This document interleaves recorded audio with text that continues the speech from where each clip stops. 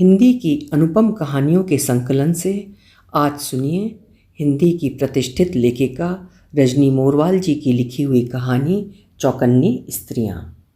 तो शुरू करें कहानी चौकन्नी स्त्रियाँ। दूरवा थकान से पस्त थी, चाहती थी कुछ खा ले और सुबह तक ढह जाए। एक तो 8-10 घंटे का सफ़र और दूसरा लैंडिंग करने के बाद भी 1 किलोमीटर चलकर कन्वेयर बेल्ट तक आना और भी थकाऊ बना देता है। सत्या उसे रिसीव करने अंदर ही आ गया था, सो वो दूर से ही हाथ हिलाते दिख गया था।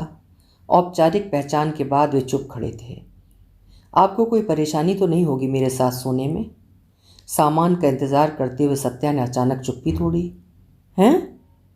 अरे मेरा मतलब था मेरे फ्लैट में होने से। अब साथ रहोगी तो सोओगी भी तो। माना कि पलंग और कमरे 2 हैं, किंतु कहा तो यही जाएगा।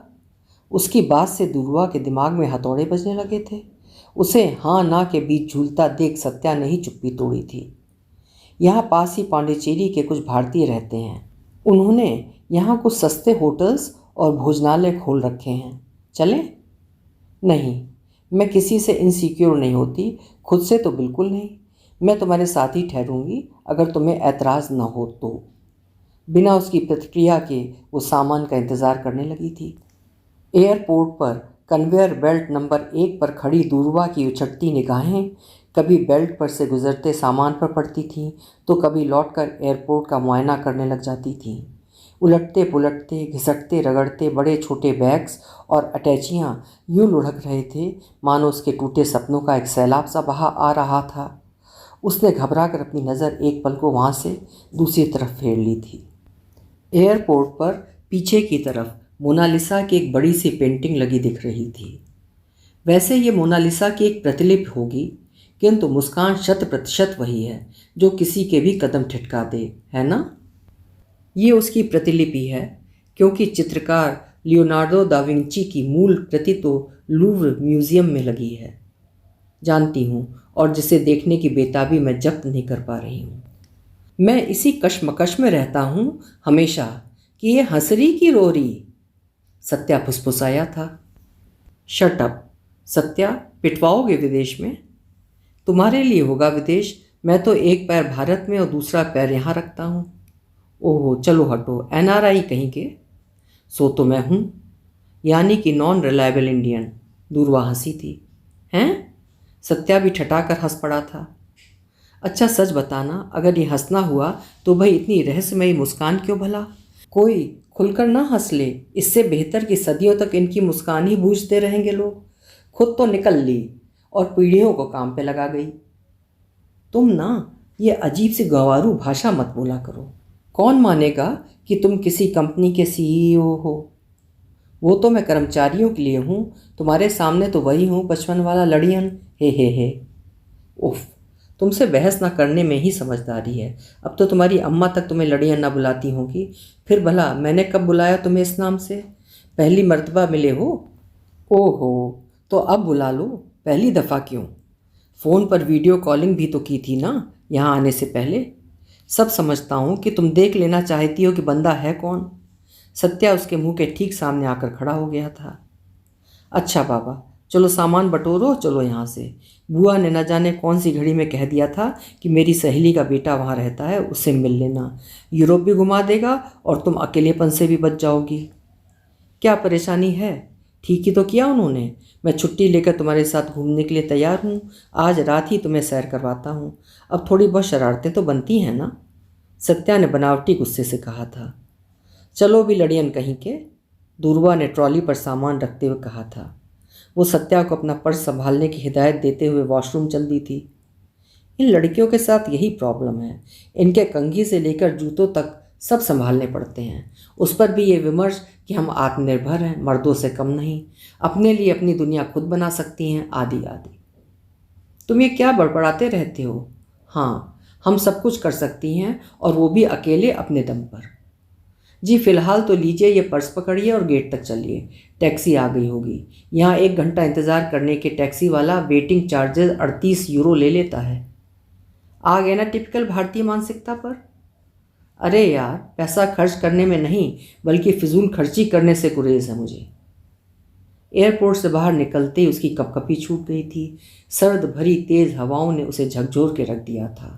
उसने बैग में से जैकेट निकाल कर पहन ली। इनर, ग्लव्स, वूलन कैप और बूट्स तो पहले से ही पहन कर चली थी। इतनी ठंड में जीते कैसे होंगे यहाँ के लोग? क्यों जी, हम क्या जिंदा नहीं? देख लो, सांसें चल रही हैं, बल्कि आपको देखने के बाद तो दौड़ने लगी हैं। उसने दूरवा का हाथ अपने हृदय से सटाते हुए कुछ इस अंदाज में बोला था कि दूरवा की हंसी फूट पड़ी थी। देखो, हम आज ही एयरपोर्ट से घर जाते हुए एफिल टावर देख लेंगे। समय भी बचेगा और रोशनी में वो भव्य लगता है। दिन के उजाले में तो शहर से गुजरते हुए कभी भी देखा जा सकता है। दूरवा ने नोटिस किया था कि सत्या बात करते करते तुरंत पॉइंट पर आ जाता है। मुद्दे की बात पर टिके रहने वाले पुरुष उसे सच्चे लगते हैं। उसे लगता है ऐसे पुरुष जिंदगी की राहों पर भटकते नहीं हैं। कठिन से कठिन परिस्थितियां भी उन्हें मुद्दे से गुमराह नहीं करती। ऐसे पुरुष perfect husband kind of material होते हैं। रोहित की तरह के तो सिर्फ बॉयफ्रेंड तक ही सीमित रहने चाहिए। गलती किसी की भी रही हो, अब तो हो गई सो हो गई।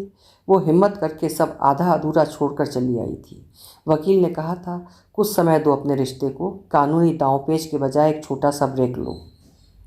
चलो, बहुत ठंड है यहाँ, मुझे कल लूव्र म्यूज़ियम भी देखना है। दूरवा जहाँ से निकली थी उन्हीं ख्यालों में जा जाकर अटकी जा रही थी। एक दिन में? असंभव है एक दिन में मैडम। लोग महीनों यहाँ पड़े रहते हैं, तब भी इसका कोई ना कोई कोना अछूता छूट ही जाता होगा।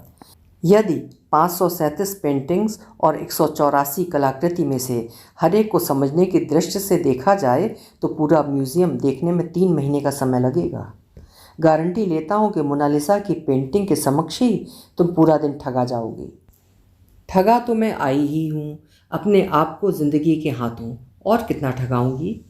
अब आई हूँ तो हर कोना छू तो लूँ कम अज कम। हाँ, छू लो।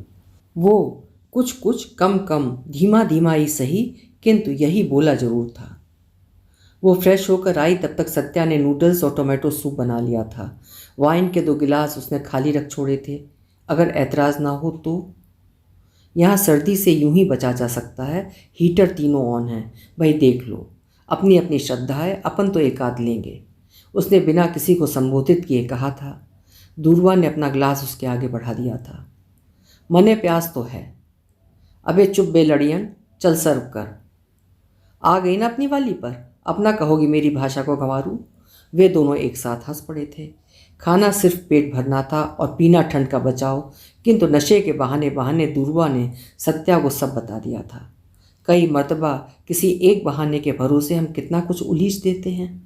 इल्ज़ाम दिल और दिमाग के नशे पर छा जाता है, जबकि ऐसी स्थिति में अमूमन ज़हन ज़िंदगी के उन्हीं कोनों को अधिक झकझोरता है जिन्हें हम सबसे बचाए अपने साथ लिए चलते हैं, जिसे लोग अचेतन मन कहते हैं।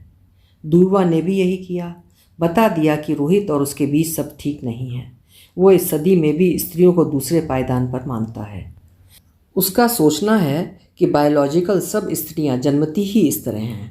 वो स्त्री को दैहिक रूप से पुरुष के मुकाबले कमज़ोर व उससे मस्तिष्क को तमाम इफ्स एंड बट्स के बीच दूसरे पायदान पर झूलता हुआ पाता है, जो पहले पायदान पर चढ़ने की हिम्मत ही नहीं कर पाता।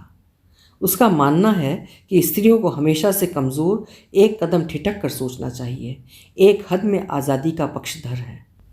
तुम भी आधी आबादी के मानिंद सिमोन द बोवार की प्रशंसक हो, जिनका कहना था स्त्री पैदा नहीं होती, उसे बनाया जाता है। सिमोन का मानना था कि स्त्रियोचित गुण दरअसल समाज व परिवार द्वारा लड़की में भरे जाते हैं, क्योंकि वो भी वैसे ही जन्म लेती है जैसे कि पुरुष, और उसमें भी वे सभी क्षमताएं, इच्छाएं और गुण होते हैं जो कि किसी लड़के में। यही सच भी है। तो तुमने उसे सिर्फ इसी कारण से छोड़ दिया? यह सिर्फ नहीं है, बल्कि यही सबसे अहम कारण है। वैसे अभी छोड़ा नहीं है, हमने एक दूसरे को सिर्फ एक ब्रेक दिया है, एक स्पेस, जो वकील के कहने पर है। ये इरादतन स्पेस है, जो कि भर पाएगा या नहीं क्या मालूम। ये स्पेस दरअसल हमारे विचारों में होते हैं, जो जिद और ईगो के चलते एक चौड़ी खाई में तब्दील हो जाते हैं। नहीं, ईगो और जिद के परे भी एक और बात होती है जिसे वो समझ ही नहीं पाता। वो है लिंग भेद से उठकर व्यक्तित्व का सम्मान, निजता और स्वतंत्रता की छूट।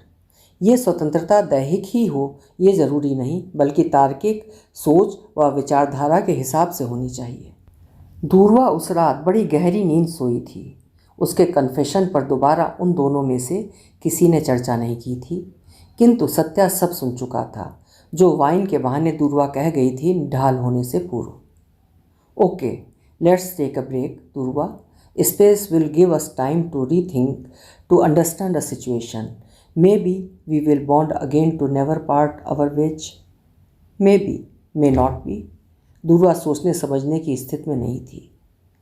मैं कहीं और शिफ्ट हो जाता हूँ, तुम रहो इसी फ्लैट में, मानो एहसान कर रहा हो उस पर। नहीं, I have a better plan for me. कम से कम उत्तर देने वाली दूरवा में जाने कौन सी शक्ति आ गई थी। उस वक्त के रोहित भी हक्का बक्का रह गया था। Oh okay, come out. मैं एक बार पेरिस जाना चाहती हूँ, तो सोच रही हूँ ब्रेकअप के बहाने यही स्पेस लिया जाए। रोहित ने बहुत इसरार किया था उससे टिकट व होटल आदि के इंतज़ाम के लिए, पर दूरवा का अपना अकाउंट था। जॉब छोड़ने के बाद उसका रुपया ज्यों का त्यों जमा था। कहाँ खो गई आप? उसे अपने में गुम देखकर चिंतित स्वर में सत्या ने पुनः पूछा था। तुम्हें जेट लैग हो रहा होगा, कल चलें ऐसा है तो। किंतु रोशनी में भव्य लगता है एफिल टावर। रात के समय जब पूरी 20,000 लाइटें जगमगाने लगती हैं, तब तो इसकी शोभा देखते ही बनती है। उसका तुम कहना भाया था दूरवा को। जैसा तुम ठीक समझो। वैसे भी मुझे नींद से और नींद को मुझसे शिकायत है। मिन्नतें कर कर के हम दोनों हार जाते हैं, किंतु ना वो आती है ना मैं बाज आती हूँ। वो बेवजह हंसी थी। उसे हंसते हुए देखकर वो कुछ असमंजस में पड़ गया था। दूरवा ने उसकी बेचैनी भांप ली थी, सो अपनी बात पर पुनः सहमति जताते हुए उसने कहा था, नहीं, रोशनी के शहर को रोशनी में ही देखना चाहिए। हम अभी ही देखेंगे।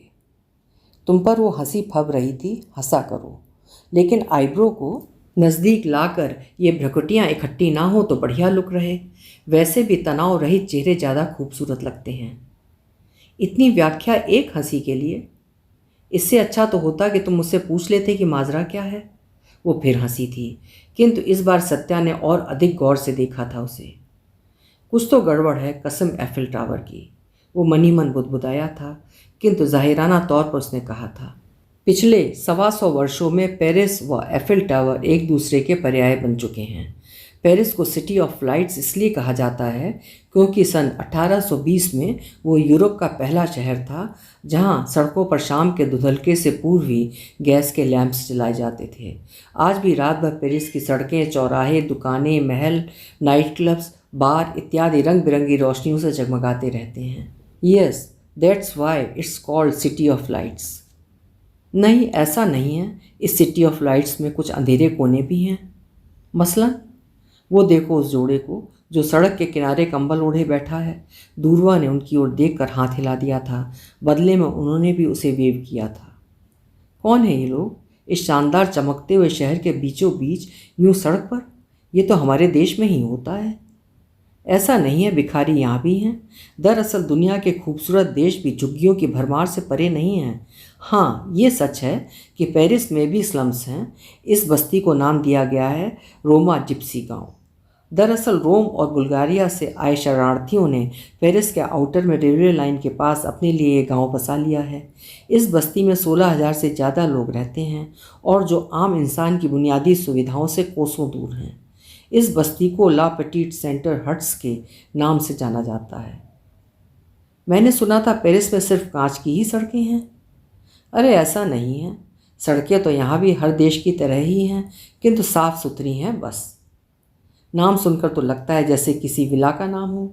अगर लॉ पेटिट हट्स रख देने से झुग्गियाँ महलों का सुख देती हों तो हम भी अपने यहाँ ऐसे ही नाम ईजाद कर लेते हैं। सत्या ने ही बताया था कि यहाँ रहने वाले लोग रोमा कम्युनिटी के हैं। घुमक्कड़ होने की वजह से इन्हें जिप्सी भी कहा जाता है। ये पूरे यूरोप में फैले हैं और इतने दिनों बाद आज भी अपमान और भेदभाव के शिकार हो रहे हैं। फ्रांस की कैपिटल पेरिस में भी इनका यही हाल है। यहाँ रहने वाले ये लोग कारों की साफ़ सफाई करने से लेकर मजदूरी और छोटे मोटे धंधे करके अपना गुजर बसर करते हैं। ये जिस इलाके में रहते हैं वहाँ चारों ओर गंदगी का अंबार है। इनके लिए लाइट और पानी की व्यवस्था भी नहीं है।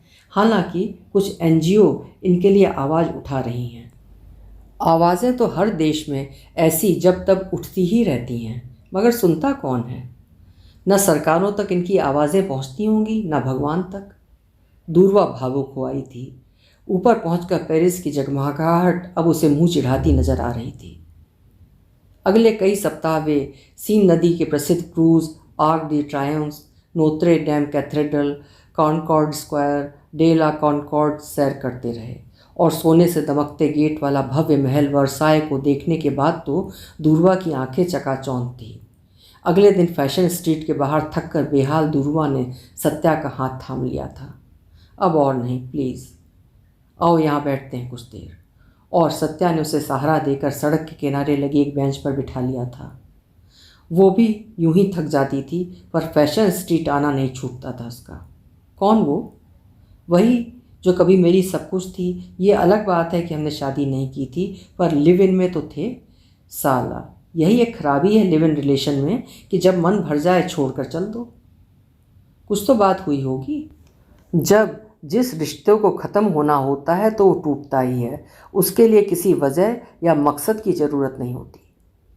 हाँ, यही सच है। बड़ी देर तक चुपचाप बैठी दूरवा ने अपने करीब किसी साए को बैठे पाया था। उसे नज़रें मिलते ही वो महिला मुस्कुरा दी थी। गहरे मेकअप और उम्र से अधिक लटकी झुर्रियों को छिपाती हुई उस महिला को देखकर उसे सत्या की वार्निंग स्मरण हो आई थी। यहाँ अफ्रीकी मूल की महिलाएं और पुरुषों से सदा अपना कीमती सामान और पर्स बचाना। सत्या ने उसकी हथेली हौले से दबाते हुए उठकर चलने का इशारा किया था। उनके खड़े होते ही वो महिला जोर जोर से अपनी भाषा में चिल्लाने लगी थी। कांपती हुई दूरवा ने कसकर सत्या को जकड़ लिया था। वो महिला उनके चारों ओर घेरा बनाकर गोल गोल घूम कर चीख रही थी, चलती जाओ, बिना उसकी तरफ देखे, बस आगे बढ़ती जाओ। पर उसे परेशानी क्या थी? एक हो तो बताऊं, भूख, गरीबी, रेसिज्म या उसका पागलपन, कुछ भी हो सकता है। यह हर देश की अहम समस्या है। घर पहुंचने तक भी दूरवा डर से तो कुछ ठंड से कांपती रही थी। हीटर चलाकर सत्या ने उसे पलंग पर कंबल में दुबका दिया था। तुम आराम करो मेरी नन्ही चिड़िया, मैं कुछ खाने का प्रबंध करता हूँ। सत्या चावल और दाल बनाकर लाया। तब तक दूरवा सो चुकी थी। सत्या ने उसके मुंह पर बिखरी लटों को धीरे से संवार दिया था। कमज़ोर पड़ गई थी दूरवा उस वक्त और फपक फपक कर रो उठी थी। उसे अपने सीने से लगाए सत्या यूं ही सो गया था। उस रात बरसात हुई थी।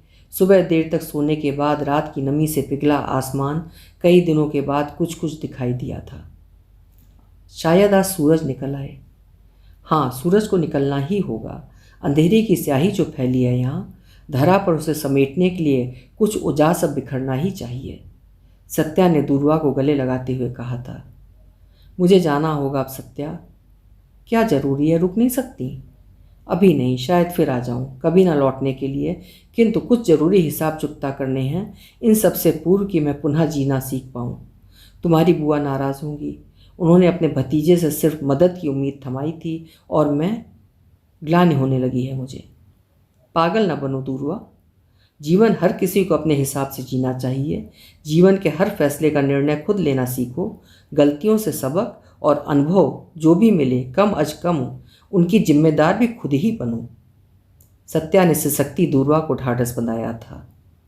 सत्या से बिछुड़ते हुए उसने किसी वादे का भरोसा नहीं जतलाया था, लेकिन उसे अब अपनी खुशियों के लिए स्वयं निर्णय लेना है, ये उसे सत्या ने ही सिखाया था। हाँ, प्लेन के टेक ऑफ के वक्त जी भर आया था उसका।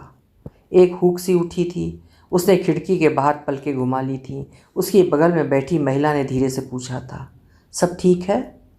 जी हाँ। दूरवा सोना चाहती थी एक गहरी नींद कि अब की फिर जागे तो कोई कुहासा ना दिखे उसके जीवन पर। बस हरे भरे मैदान हो हर तरफ, जिन पर वो दौड़ती चली जाए, दूर दूर, बहुत दूर तलक। वहीं उस छोर पर उसे सत्या का चेहरा मुस्कुराता दिखा। उसने और जोर से आंखें मींच ली थीं। वो अब की बार इस ख्वाब को जी लेना चाहती थी। बेटा जी, आप हमारी मदद करो नी। तीसरी सीट पर बैठी महिला ने दूसरी सीट वाली महिला से कुछ कहा था शायद, तभी उसने एयर होस्टेस को बुलाकर कहा था, इनके कान में दर्द है, कुछ रूई और गर्म चाय ले आइए प्लीज़। दूरवा ने अपने पर्स में से टॉफ़ी निकाल कर उनकी ओर बढ़ाई थी। इसे मुंह में रखकर धीरे धीरे चूसिए जब तक वो चाय ले आएगी। थैंक यू बेटा। यूं तो मारे बेटे सगली चीज़ा माने दीवी, पर एयर हॉस्टेस मारे बैग ने उपराने मेल दीनो। अब की आवे नहीं वो तो मैं कढ़ासियों बीने रह गया। जी कोई बात नहीं आंटी जी, आप आराम से बैठिए, आपका सामान भी ऊपर से हम निकलवा देंगे, सीट नंबर 2 ने कहा था। पहली बार मैं यहाँ अकेली सफ़र कर रही हूँ, जी से थोड़ा घबराए गई। इन्हें आयोड़ी थी बेटे कन्ने और मारी माँ गुजर गई। मारे बेटा कने छुट्टी को नहीं ई वास्ते मैंने ही आवड़ों पड्यो। वे परेशानी, घबराहट और दुख सबसे एक साथ जूझती दिखी। दूरवा की तरफ देखकर वे झेपती सी मुस्कुरा दी। आप चिंता ना करें, हम सब साथ ही तो हैं। दूरवा ने घुटनों पर अपनी हथेली में थामा हुआ संबल टिका दिया था। हाँ लीजिए, आप कुछ बिस्कुट, केला या डेट्स खा लीजिए, थोड़ा अच्छा फील करेंगी। दूसरी सीट वाली स्त्री ने अपने पर्स में से 2 केले और लंच बॉक्सेस निकालते हुए उनसे आग्रह किया था। दूरवा ने देखा कि उसके छोटे से पर्स में 2 छोटे छोटे डिब्बे और भी थे। बेहद करीने से उसने अपने पर्स में कई सारे पाउच और नाश्ता समा रखा था। माँ ने नहीं चाहिए बेटा, पर तू कह रही है तो ला मेल लेवूँ, पचे खा लेसी। उन्होंने एक पेपर बोट पोमेग्रेनेट जूस अपने हाथों में ले लिया था। कुछ देर तक उन्होंने एयर होस्टेस का इंतज़ार किया था। टेक ऑफ के बाद वे उसे धीरे धीरे सिप करने लगी थी। उन्हें सीट बेल्ट बांधने में खासी दिक्कत मशक्क़त करते देख कर ही दूरवा समझ गई थी कि वे प्लेन में यात्राओं की अभ्यस्त नहीं हैं। नज़र मिलते ही वे मुस्कुरा देती थी। आप भी अकेला ही जा रहे हो? जी। दूरवा के इस छोटे से उत्तर ने उन्हें निराश नहीं किया था। मारी माँ सिधारगी, बेटा ने छुट्टी को नहीं मिली तो मैंने एकली ने आवड़ो पड्यो, ऐसा कहकर वो रोने लगी थी। धीरज रखें, हम साथ हैं, आप चिंता ना करें। माँ की उम्र कितनी रही होगी? दूरवा ने सांत्वना देने की गरज से उनसे बात जारी रखी थी। मैं ही 77 की होड़ लाग गई, माँ 99 की हो जावती ई महीना। बीमार तो कोनी ही, यूं तो हालती डोलती ही, पर उम्र भी तो हैगी ही भी की। वे देर तक सुबकती रही थीं, फिर ऊँघने लगी थीं। आप कहाँ जा रही हैं? दूरवा ने अपने पास बैठी स्त्री से पूछा था।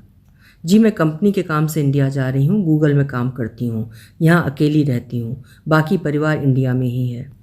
उसने दूरवा के एक प्रश्न पर ही सब कुछ बता दिया था। मैं सिर्फ ब्रेक पर आई थी यहाँ। जी? उसके जी के साथ लगे प्रश्नवाचक को दूरवा ने भांप लिया था। दरअसल 17 साल पुरानी शादी के टूटने से बचाने का एक मौका और दिया है वकील ने, और सलाह दी थी कि हम कुछ दिनों का ब्रेक ले लें। मुझे पेरिस देखना था तो यहाँ से चली आई। वाह, साउंड्स इंटरेस्टिंग। आई मीन ये ब्रेक तो वाकई मज़ेदार रहा होगा।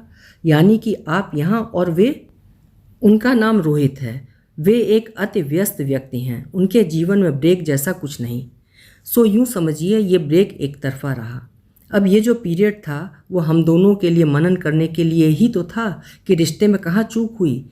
किंतु उनके हिसाब से इस रिश्ते में उनकी तरफ से कोई चूक नहीं, बस मैं ही ज़्यादा डिमांडिंग हूँ। आप कुछ काम करती हैं या हाउस? जी मैं हाउस वाइफ ही कहलाना पसंद करूँगी। ये जो नया टर्म हाउस मेकर का ईजाद किया है ना सोसाइटी में, दरअसल स्त्रियों को लॉलीपॉप थमाने से अधिक कुछ और नहीं है। दूरवा कुछ उत्तेजित हो उठी थी। आप शायद कुछ काम करती होती तो उनकी मजबूरी समझ पाती। करती थी, तब हालात और विकट थे, हम दोनों के बीच बोलचाल तक का समय नहीं था। सच कह रही हैं, मेरा नाम विनीता है, उसने अपना हाथ दूरवा की ओर बढ़ाते हुए कहा था। दूरवा ने उसका हाथ थामते हुए कहा था, और मैं दूरवा। मारो नाम बिमला है। वे जाकर उनकी बातों में शामिल हो चुकी थी।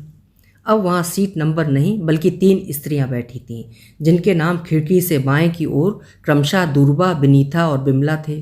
वे तीनों एक सूत्र में बंधने लगी थीं। अब वहाँ ना सीट नंबर थे, ना नाम, ना उम्र। बस अगर कुछ था तो एक महीन धागा, जिसकी बिनाई में तीनों स्त्रियाँ अलग अलग बिंधी थीं अब तक, पर अब सुलझने को आतुर थीं। मारी माँ मैंने कदई पढ़ावे कोनी भेजी। मैं मारा भाई ने पोथ्या बाँच बाँच और थोड़ो घणी लिखणो पढ़नो सीख गई। थे कितना पढ़्यो डाओ जी? बिमला ने विनीता और दूरवा की तरफ एक साझा प्रश्न उछाला था। मैं MBA करके एक फर्म में काम करती हूँ और मैं अब ब्रेक के खेल में उलझी हूँ। दूरवा की हंसी में कई सारे उत्तर थे जो विनीता ने बांप लिए थे, किंतु बिमला का मुंह अनभिज्ञता से खुला रह गया था। ये अपने पति से अलग होना चाहती थी, किंतु वकील ने इन्हें कुछ महीनों के ब्रेकअप की सलाह दी है ताकि ये दोनों आपसी समझदारी से सोच समझकर फैसला लें। तो थे काई फैसलो लियो? अभी तो मैं पेरिस घूम कर आई हूँ, सोचा नहीं है। वैसे भी मेरे अकेले सोचने से क्या होगा? फैसला तो रोहित और मुझे मिलकर लेना है। वो अपने बिजनेस में व्यस्त हैं। उसे तो शायद याद भी नहीं होगा कि हम किसी नोटिस के तहत ब्रेक पर हैं, क्योंकि मेरे साथ होने या ना होने से उसे खासा फर्क पड़ा ही नहीं।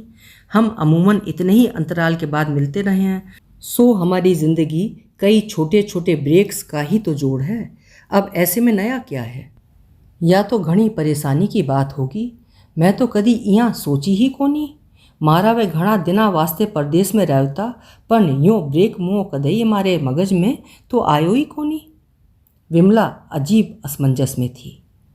आप कितने बरस के हो अभी? विनीता ने विमला से पूछा। 77। थे समझा क्या नहीं समझा? 70 और 7। 77।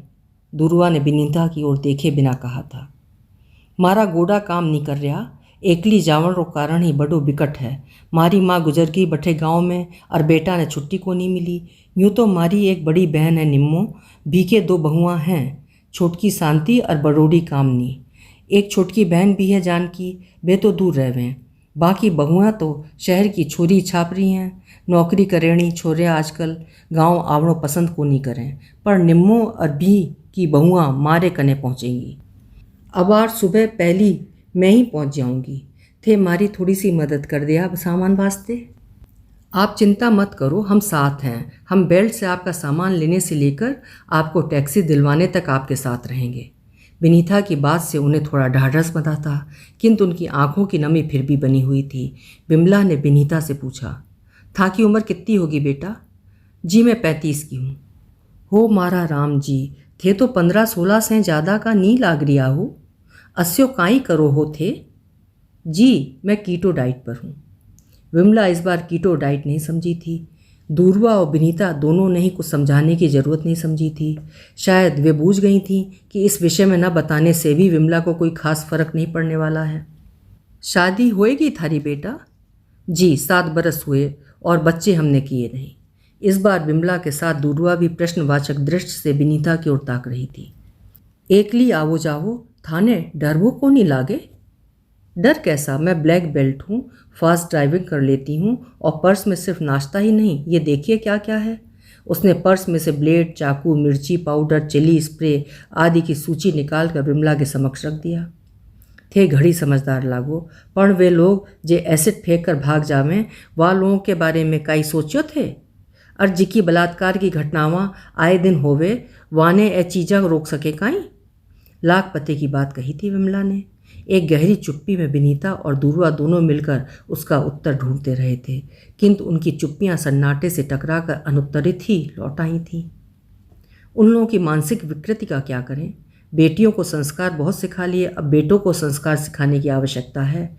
इस ओर भी हम स्त्रियों को ही सोचना होगा। लेकिन प्रोटेक्शन तो जरूरी है, जितना हो सके सजग तो रहना ही चाहिए। विनीता ने एक कॉम्पैक्ट उत्तर देने की कोशिश की थी। बाल बच्चा के बारे में भी सोचा तो सही। विमला ने अपना दूसरा उत्तर विनीता से कुछ यूं पूछा था मानो पूर्व में पूछे गए उत्तर का अनुत्तरित लौटने का संज्ञान उसे पहले से ही था। दरअसल सास ससुर दूर रहते हैं, मेरा टूरिंग जॉब है, पति जिम इंस्ट्रक्टर हैं, उनके बिजनेस जमने तक मैं जॉब नहीं छोड़ सकती। वैसे भी मैं ही नौकरी क्यों छोड़ूं? 1 लाख रुपए महीने कमाती हूँ, ऊपर से ऑन ड्यूटी जो जाती हूँ, सो टीए व डीए की अलग इनकम आ ही रही है। बस इसीलिए सास ससुर को याद नहीं आता है अपने पोता पोती के बारे में, और हम दोनों के पास कतई समय नहीं। विनीता ने दूरवा की तरफ कुछ डेट्स बढ़ा दिए थे। उनमें से कुछ डेट्स दूरवा ने बिना औपचारिकता के उठा लिए थे, और साथ ही वो समझ गई थी कि मुशायरे के मानिंद अब क्षमा उसके समक्ष है, यानी कि अब उसे अपने बारे में बताना है। मैं पेरिस में सत्या से मिली, यूँ भी कह सकते हैं कि उसके साथ रही, और दुनिया को नए सिरे से जिया मैंने। वो मुझसे 3 बरस छोटा है और मैं 48 की, पर इस बात से शायद हम दोनों को ही कोई फ़र्क नहीं पड़ता। सच कहूँ, उस रात जब वाइन के नशे में मैं उसकी बाहों में थी, तब मैं दरअसल नशे में थी ही नहीं। सारी रात नशे के बहाने मैंने उसके सामने अपनी ज़िंदगी से जुड़े सारे राज खोल दिए थे। मैं विदाउट गिल्ट कह सकती हूँ वो ज़िंदगी की सबसे हसीन रात थी। तो क्या काई थे? विनीता और विमला एक साथ बोल उठी थी। जी वही जो आप सोच रही हैं, हुआ था वो सब। उस रात मैंने खुद को महसूसा था और मुझे कोई अफसोस नहीं। यहाँ तो आ कोई नवी बात कोनी। पहली का जमाना में बहुआ के टाबर कोनी होता तो सासुआ जानबूझ के वाने ससुरे नड़दोई और देवर जेठ के सागे छोड़कर खेत चली जावती। बहू ने घरा छोड़ जावती मर्दा की रोटी बना वास्ते। यहाँ घर की बातें घर में ही रह जावती। जमानो बदल गयो पर लुगाया की किस्मत कोनी बदली। ऐसा नहीं है बिमला, मुझे किसी ने कंपेल नहीं किया था सत्या के साथ सोने के लिए। वो मेरी मर्जी थी जो बिना किसी दया या खैरात की भावना की थी। हम दोनों ने ही कुछ पाया तो कुछ खोया है। इसमें नो प्रॉफिट नो गेन का सौदा रहा। दूरवा अपने आप को अभिव्यक्त करने में ईमानदार थी। वे तीनों रात के खाने तक अपने आप में खोई रही थीं। विनीता ने बिमला के लिए खाने के डिब्बे खोलने से लेकर कंबल उड़ाने तक का सारा काम चुपचाप किया था। दूरवा खिड़की के बाहर जाने क्या देख रही थी, जबकि वहाँ अंधेरे के सिवा कुछ नहीं था। किंतु कुछ तो था जिसे वो खोज रही थी। एक मर्तबा उसने आंखें बंद की तो रोहित का चेहरा सामने आया था। उसने घबरा कर यकायक आंखें खोल ली थीं। जब वो वाकई सोना चाहती थी तो सत्या की ऊटपटांग बातें और मासूम हरकतों को याद कर करके देर तक मुस्कुराती रही थी। व्यस्त तो वो भी रहता है और शायद रोहित से कुछ अधिक ही, फिर भी वो इतने दिनों तक उसे कंपनी देता रहा बिना एहसान जताए। उसने भी तो अपना काम मैनेज किया ही होगा। जब जब वो दूरवा से परे जाकर फ़ोन करता था वो जानती थी कि वो ऑफिस में इंस्ट्रक्शन देता था, फिर दूरवा से माफ़ी मांगते हुए कोई ऊट पटांग बात बोलकर उसे हंसा देता था। क्यों था, क्या था, कौन था? इन्हीं ख्यालों में समाई दूरवा गहरी नींद में समा चुकी थी। झपकी लेकर उठी तो बिमला और विनीता घरेलू बातों से लेकर राजनीति तक डिस्कस कर रही थी। आप किस कैंडिडेट को वोट के काबिल समझती हैं? विनीता ने बिमला को पूछा था। माने तो आपसरी में एक दूजे की मदद और नाम के सारे कमावड़ो और खावड़ो है। सरकार किणी की आवे, बीने बयाड़ा राखनी और बिगाड़नी माँ की बिरादरी के जिम्मे रहवे। बात तो सही कह रही हैं आप। मुझे और मेरे होने वाले बच्चों को सरकारी नौकरी की तलाश रहेगी, सो हम अलग तरह से सोचेंगे। मेरे पति को भी नौकरी नहीं मिली तो जिम खोलकर जद्दोजहद कर रहे हैं, विनीता ने गंभीरता से कहा था। और मैं अभी कुछ भी सोचने की स्थिति में ही नहीं हूँ, किंतु मतदान अवश्य करूँगी। दूरवा के वाक्य में उसके जीवन की उथल पुथल भरी असमंजस ही झलकी थी। जो भी करो सोच समझ कर करो, मारी तो याई कैमड़ी है। पहली का ज़माना में भी मर्दा की बातां लुगायां सुड़ती जरूर, पर करती वे आपकी मर्जी की ही। मारा वे सुरग सुधार गया तो मारा सासरा वाला माने घड़ी कूटी मारी कै में मारा धड़ी की जायदाद और दुकान वा लोगा ने सौंप देऊँ, पर मैं भी पक्की धार लीवी, अंगूठो लगाए हुई कोनी।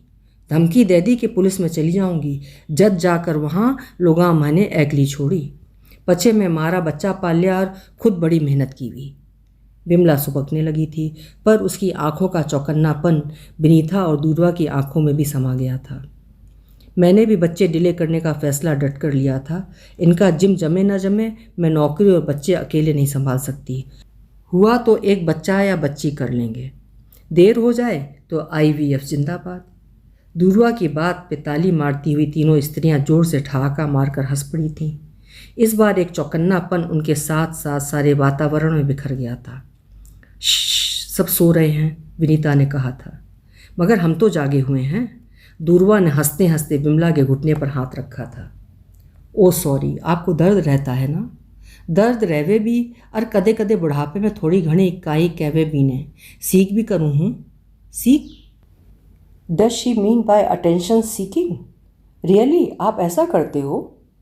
हाँ, हमारी बहू कहवे के दिन में 100 दफ़ा हमारा बेटा सूं, your mamma is perfectly all right, she only seek attention. Vimala के कहते दूरवा और विनीता मुंह खोले उसकी तरफ ताकते रह गए थे। आपको तो अंग्रेजी आती नहीं? यूँ तो घणी समझूँ, मारे मतरबनी बाता मैंने सगली समझ आवे। इस बार वे तीनों फिर जोर से ठाका मारकर हंस पड़ी थीं। गजब, आप तो मतलब, विनीता ने हाथ से उनकी पीठ पर थपथपाते हुए कहा था। अब नी करूँ तो माने बुढ़ापे में कोई पूछे, ई बैग में मारे बेटे घनी चीज़ा मेल दी हुई, खावा पीवा की मारी दवावां और ठंडा पानी की बोतलां, सब मारी भी सीकिंग को ही नतीजो है नी। तो अब आपने क्या सोचा है दूरवा? रोहित वर्सेस सत्या के बीच कौन जीता? विनीता ने टू द पॉइंट बात की थी। मुझे पता नहीं, अभी मैं खुद को भी एक ब्रेक दूंगी, शायद अपनी छूटी नौकरी के दम पर नया सीवी डिज़ाइन करूं। चलो अभी करते हैं, विनीता ने अपना लैपटॉप खोलते हुए कहा था। अगले कई घंटे वे दोनों सीवी की जुगत में लगे रहे थे और विमला उनके हाव भाव से गठजोड़ बिठाती हुई कभी हाँ तो कभी ना में सिर हिलाती जा रही थी। आज़ादी के पश्चात की 3 पीढ़ियों की उन औरतों के बीच दुख सुख की अजब गजब साझेदारी पनप रही थी। समय काल व परिस्थितियों के अनुरूप अपने आप को ढालकर वे तीनों अपनी मर्जी का जीवन जीना सीख गई थीं। कहीं अंधश्रद्धा के नाम पर, तो कहीं जादू टोने की आड़ में, तो कहीं शिक्षा से पनपी सजगता के द्वारा उन्होंने अपनी सुविधा के लिए इंतज़ाम जुटा लिए थे। स्त्री विमर्श का नारा बुलंदी पर है तो स्त्रियों ने पुराने तरीके त्याग कर अपनी आवाज़ ऊंची कर ली और अधिक स्पष्ट भी। उनकी रीढ़ की हड्डी में एक नए प्रकार की आन बान शान का रुतबा पुख्ता हुआ है। रक्त मज्जा में अपने अस्तित्व की तलाश के लिए जागरूकता भरा केमिकल प्रवाहित होने लगा है। दिल्ली एयरपोर्ट पर लैंड करने से पूर्व उन तीनों ने एक दूसरे के नंबर एक्सचेंज किए। विनीता, तुम कभी आओ अपने जिम ट्रेनर के साथ हमारे घर। उसका पता नहीं, मैं अपनी ओर से वादा कर सकती हूँ। अब तक की ज़िंदगी में जो पाठ सीखा वो यही है कि be responsible for yourself only, you can't take others stand on their behalf. कहीं ना कहीं हम सब बेहद एकाकी हैं दूरवा, सिर्फ आप ही ब्रेक पर नहीं हैं, बल्कि कभी ना कभी हम सब ब्रेक पर होते हैं। यूँ भी कहा जा सकता है कि ज़िंदगी कई घोषित या अघोषित ब्रेक्स के योग से मिलकर ही बनी है। सच है, किंतु मैंने कोई जल्दबाजी नहीं की। 17 बरस बहुत होते हैं एक निर्णय के बारे में सोचने के लिए। मन की कर्जो तन की नहीं, तन ने तो ज्यों आपा ढाल लेवा, वो विस्यो ही हो जावे। पर मन की प्यास मग मरीचिका की जिया होवे, भटक भटक और निढाल हो जावे मिनख। पण या प्यास कदई तो तृप्त होवे, कदई उम्र भर भटकाया करे। विमला, तुम भी आना कभी मिलने, या मैं और विनीता प्लान आउट कर लेंगे तुमसे मिलने के लिए। घर ही क्यों, हम सब किसी वैकेशन को प्लान आउट कर सकते हैं। Why should boys have all the fun. अब ई उम्र में महीने तक कट्ठे ले जावेगा, बोझ बनकर घूमड़ो भी काई घूमड़ो। अरे age is just a number Vimala, हम आपके लिए एक बॉडीगार्ड ले चलेंगे। बीने जिगोलो कहवे, मैंने काई ज़रूरत भी की। हाय, कैसे पता। विनीता और दूरवा को फिर चकित किया था विमला के ज्ञान ने। मने घड़ी पढ़्योड़ी कोनी, पर आखिर ज्ञान तो है मैंने। अखबार बाँचू लेवूँ और कान खुला रखूँ। गज़ब तरीका है सर्वाइवल का ये तो। शिक्षा के लिए अक्षर ज्ञान की आवश्यकता नहीं होती, पर अनुभव ज़िंदगी जीना सिखा देते हैं। ये बात दूरवा और विनीता के लिए अजीब भी नहीं थी, किंतु विमला ने इसे आजमाया था। एयरपोर्ट पर उनके जैसी कई चौकन्नी स्त्रियां एक साथ नज़र आ रही थीं। कुछ बदलाव तो आया है उनकी बिरादरी में, पर अभी कुछ प्रयास और करने होंगे। बहनापे में लिपटी वे तीनों अपने अपने सामान के साथ अपने निर्धारित गंतव्य स्थान की ओर चल दी थीं। विमला को लेने उसकी बहन का बेटा आया था, तो विनीता को उसकी कंपनी की गाड़ी। दूरवा कैब बुक करवाने के लिए मोबाइल निकाल ही रही थी कि एक साथ 2 मैसेज फ्लैश हुए थे। आदतन उंगलियां पहले रोहित के मैसेज पर गई थीं, बाहर खड़ा हूँ तुम्हारे इंतज़ार में। दूसरा मैसेज सत्या का था, पहुँचते ही फ़ोन करना। दूरवा ने दोनों ही मैसेज डिलीट कर दिए थे और ओला कैब बुक करवाने के लिए ऐप खोजने लगी थी। वो कुछ दिनों सबसे दूर अपने बूते पर जीवन जीने की कोशिश करना चाहती थी। अभी आप सुन रहे थे रजनी मोरवाल जी की लिखी हुई कहानी चौकन्नी स्त्रियाँ। कहानी आपको कैसी लगी मुझे कमेंट बॉक्स में ज़रूर लिखिएगा। मुझे पूरी उम्मीद है कहानी आपको पसंद आई होगी। कल मिलेंगे फिर किसी उम्दा कहानी के साथ। आपका समय शुभ हो।